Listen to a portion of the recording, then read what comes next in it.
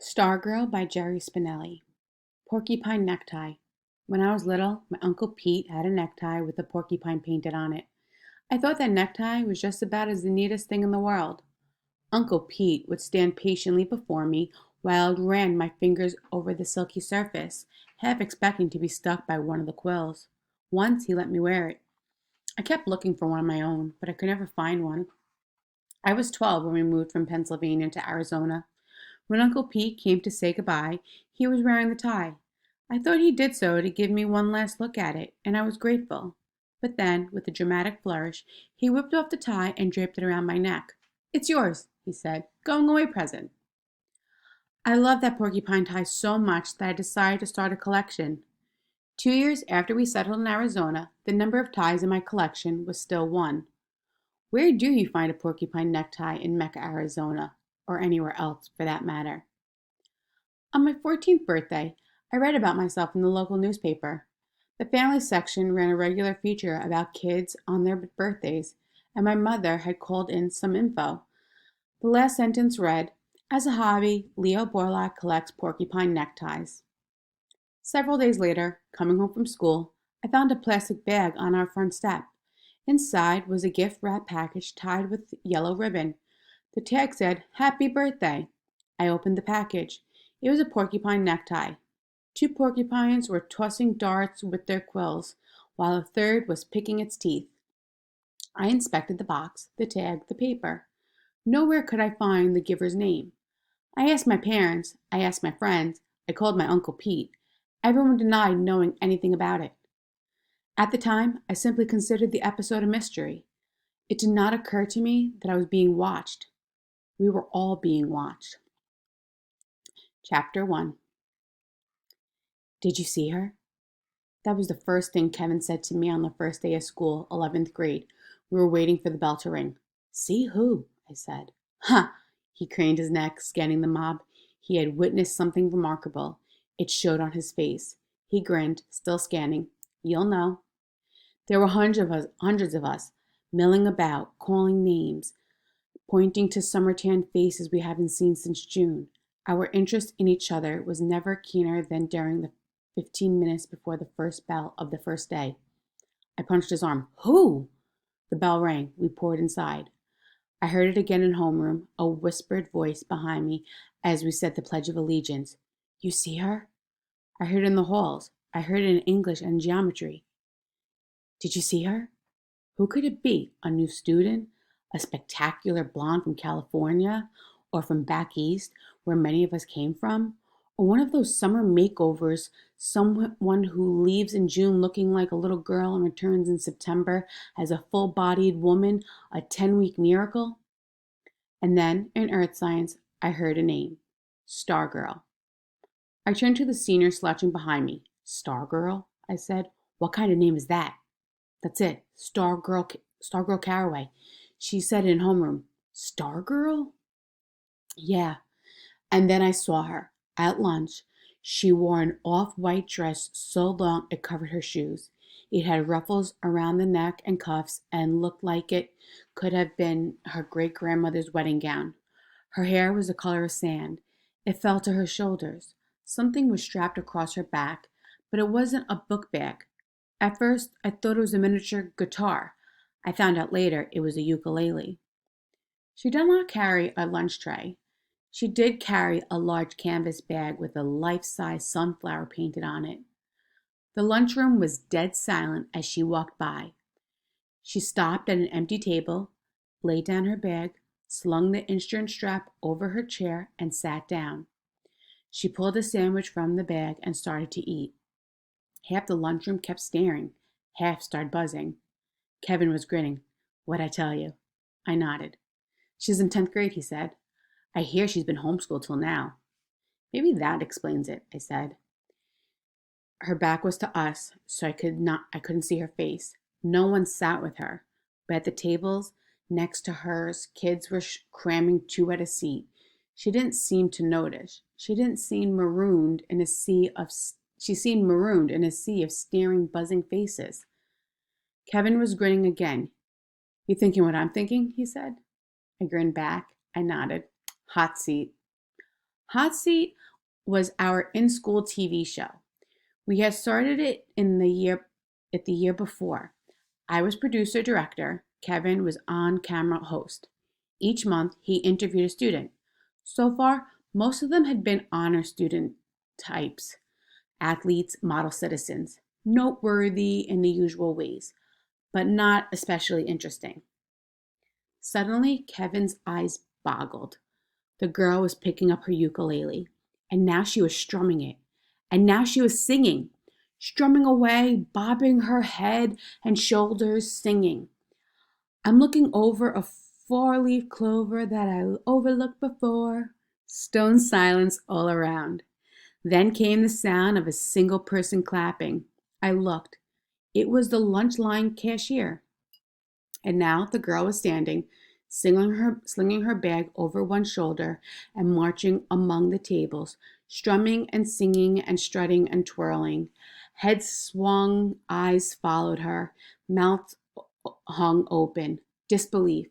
When she came to our table, she got my first good look at her. I got my first good look at her. She wasn't gorgeous, wasn't ugly. A sprinkle of freckles crossed the bridge of her nose. Mostly, she looked like 100 other girls in school, except for two things. She wore no makeup, and her eyes were the biggest I've ever seen, like deer eyes caught in headlights. She twirled as she went past, her flaring skirt brushing my pant leg, and then she marched out of the lunchroom. From among the tables came 3 slow claps. Someone whistled, someone yelped. Kevin and I gawked at each other. Kevin held up his hands and framed a marquee in the air. Hot Seat, coming attraction, star girl. I slapped the table. Yes! We slammed hands. Chapter 2. When we got to school the next day, Hillary Kimball was holding court at the door. She's not real, Hillary said. She was sneering. She's an actress. It's a scam. Someone called out, Who's scamming us? The administration, the principal, who else? Who cares? Hillary wagged her head at the absurdity of the question. A hand flashed in the air. Why? School spirit, she spat back. They think this place was too dead last year. They think if they plant some nutcase in with the students, like they plant narcs in schools, someone else shouted. Hillary glared at the speaker, then continued. Some nutcase who stirs things up, and then maybe all the little students will go to a game once in a while or join a club. Instead of making out in the library, chimed another voice, and everybody laughed and the bell rang and we went in.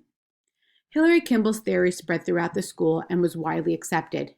You think Hillary's right? Kevin asked me. Stargirl's a plant? I snickered. Listen to yourself.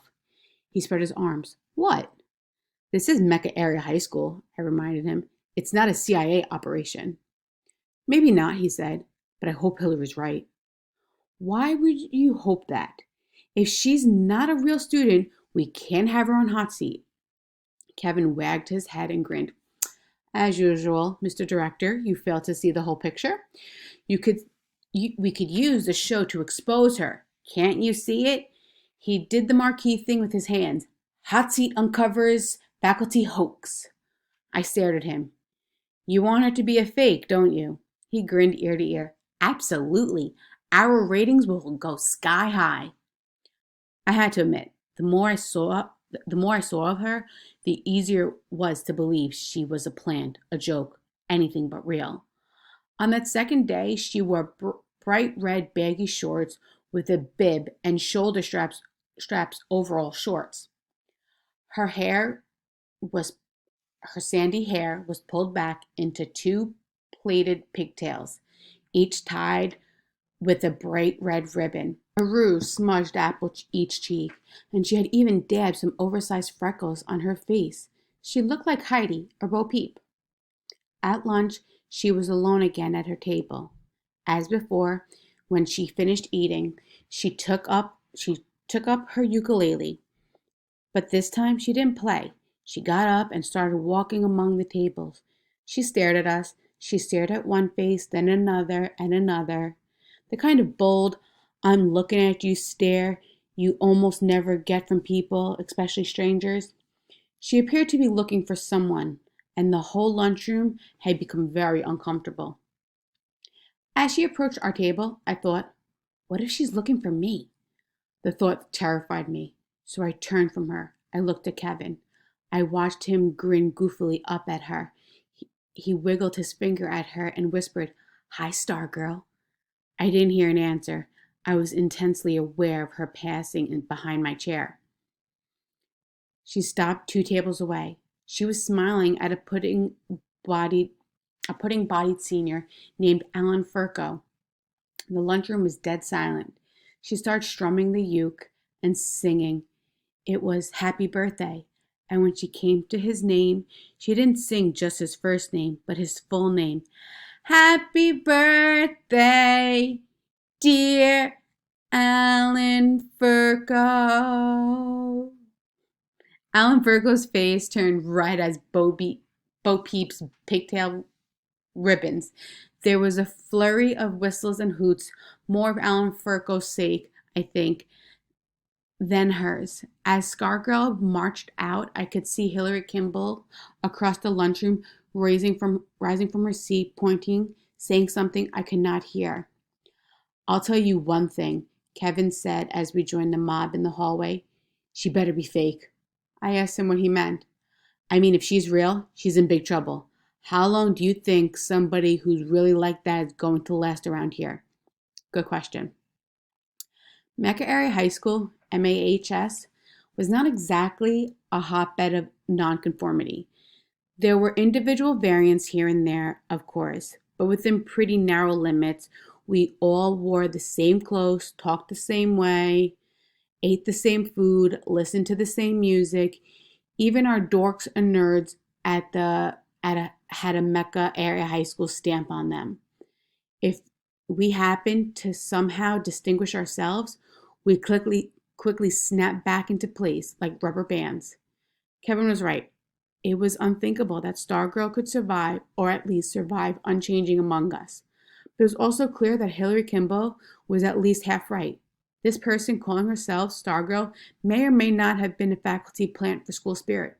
Whatever she was, she is not real. She couldn't be. Several times in those early weeks of September, she showed up in something outrageous. A 1920s flapper dress, an Indian buckskin, a kimono. One day, she wore a denim miniskirt with green stockings, and crawling up one leg was a parade of enamel ladybug and butterfly pins. Normal for her were long, floor-brushing pioneer dresses and skirts. Every few days in the lunchroom, she serenaded someone new with "Happy Birthday." I was glad my birthday was in the summer. In the hallways, she said hello to perfect strangers. The seniors couldn't believe it. They had never seen a 10th grader so bold. In class, she was always flapping her hand in the air, asking questions, though the question often had nothing to do with the subject. One day, she asked a question about trolls in U.S. history class. She made up a song about isosceles triangles. She sang it to her plain geometry class. It was called "Three Sides Have I, but Only Two Are Equal." She joined the cross-country team. Our home meets were held on the Mecca Country Club golf course. Red flags showed the runners the way to go. In her first meet, out of the middle of the course, she turned left when everyone else turned right. They waited for her at the finish line. She never showed up. She was dismissed from the team. One day, a girl screamed in the hallway. She had seen a tiny brown face pop up from Stargirl's sunflower canvas bag. It was her pet rat. It rode to school in her bag every day. One morning, we had a rare rainfall. It came during her gym class. The teacher told everyone to come in. On the way to the next class, they looked out the window. Stargirl was still outside in the rain, dancing. We wanted to define her, to wrap her up as we did each other, but we could not seem to get past weird and strange and goofy. Her ways knocked us off balance. A single word seemed to hover in the cloudiness cover over the sky. Huh. Everything she did seemed to echo Hillary Kimball. She's not real. She's not real. Each night in bed,